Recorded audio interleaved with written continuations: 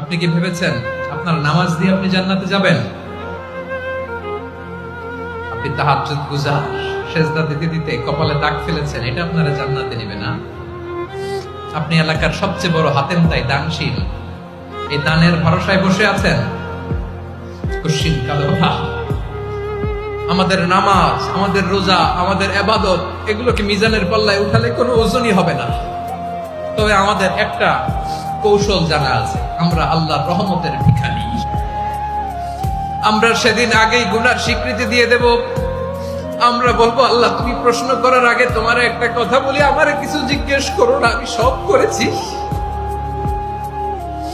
এমন কোন পাপ নাই যে পাপ আমারে দিয়ে হয় নাই। তোমার রহমত দিয়ে তুমি জান্নাতে পাঠাবা, তোমার দয়ায় জান্নাতে যেতে চাই, আমল দিয়ে না। পারবেন বলতে? কিয়ামতের দিন আমরা বলবো, আল্লাহ আমার আমল দিয়ে জান্নাত চাই না, আমি তোমার দয়া দিয়ে জান্নাত চাই। তোমার দয়া ছাড়া আমার কোনো উপায় নাই।